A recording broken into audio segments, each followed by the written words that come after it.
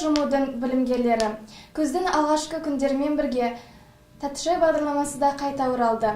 Бүгін сіздермен бірге эфирде Нұргүл Әзімбаева. Күле білу, күлдіре білу өнер, ал күлкіге қалу өлім демекші. Күле де, күлдіре де алатын бағдарламамыздың қонағы жайдарманшы Нұркен Қойшыбаев. Сәлем, Нұркен. Эфирімізге қош келдіңіз. Сәлем, қош көрдік. Жалпы сізге қояр алғашқы сұрағым, өзіңіз жайлы толығырақ айтып өтсеңіз, қай өңірдің тумасы боласыз? Мен 1996 жылғы бұрынғы Қойбыш, қазіргі Қабілес ауылында дүниеге келгем. Қазір осы Талдықорған қаласында, осы Жетісу мемлекеттік университетінде білім алып жатырмын. 3-ші курс журналистика мамандығында. Жайдарманға қанша жасыңыздан бастап қызықтыңыз, қандай құрамалармен бірге ойнадыңыз, қай жерлерге бардыңыз? Шатыспасам, жайдарманға мектеп кезінен бастап қызықтым. 7-ші сыныптан шығар. 7-ші сыныптан бері, мектеп кезінен бері өзіміздің Талдықорған қаласының номер 19-ші мектепте қызықты қазақтар жайдарман тобымен бірге ойнап бастадым. Одан кейін осы Жетісу мемлекеттік университетіне түскеннен кейін 1-ші курстан ерекше құрама жайдарман тобы құрылдық. Ректор кубогының 2015 жылғы чемпиондары болдық. 2-ші курсқа көшіп келгенде эксклюзив жайдарман тобымен бірге ойнадым. Ректор кубогының вице-чемпиондары болдық. Осы енді қазір өзіміздің Жетісу аймақтық лигасының Талдықорған құрамасының капитанымын осы күнде. Осы күнге дейін Астана қаласына шатыспасам 3 рет бардық. Тараз қаласына 1 рет, Алматы қаласында ойын көрсетіп жүрміз. Одан кейін осы өзіміздің көрші қала Сарыөзек қаласында құрамаларда ойнадым. Қарашоқ құрамасы деген құрамамен бірге ойын өрнегін көрсеттік. Талай Сарыөзекте 1-ші орындарға ие болдық. Тағы қай құрамалар болды. Өзімнің артынан ерген шәкірттерім 19-ші мектептен қызықты қазақтар артынан келатқан інілерім бар. Біле білгеніңізде республикалық деңгейлерде өнер көрсетіп жүрсіздер. Сол ойындарыңыз жайлы айтып өтсеңіз. Астанада Маусымашарға барып, орталық Әулие Ата лигасына жолдама алған болатынбыз республикалық.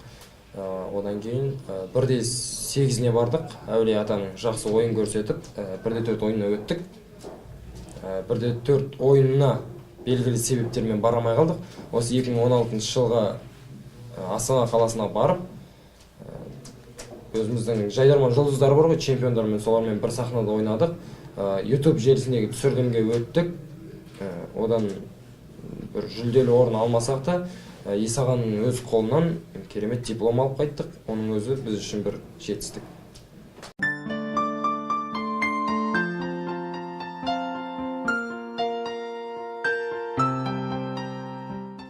Нұркен, жайдарманды өмірде де көп қолданасыз ба, әлде сахнада ғана сондайсыз ба?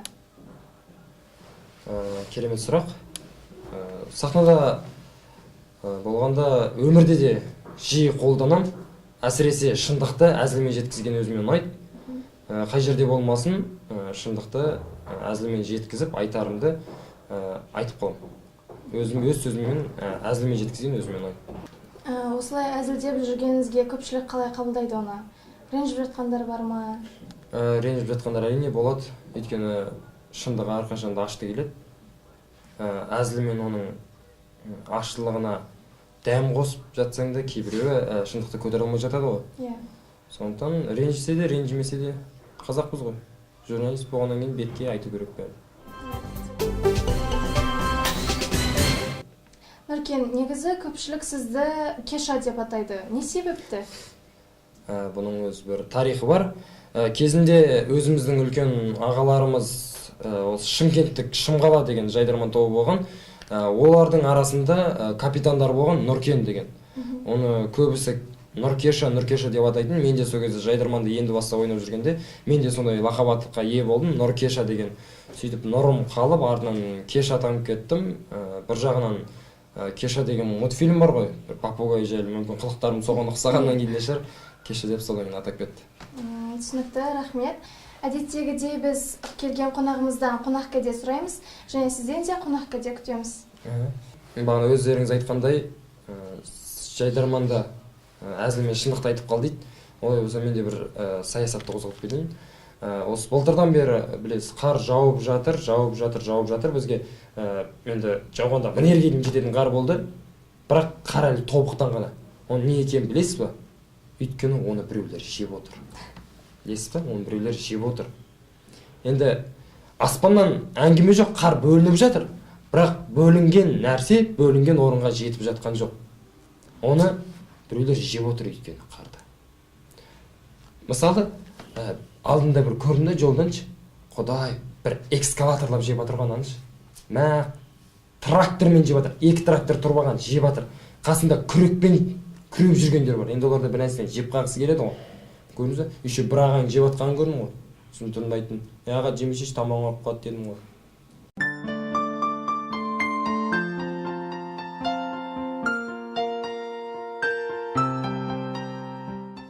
Нұркен, эфирімізге келіп, өстіп сұхбатыңызды беріп, әзіліңізді айтқаныңызға көп-көп рахмет. Осымен біз аяқтадық. Эфирде келесі кездескенше.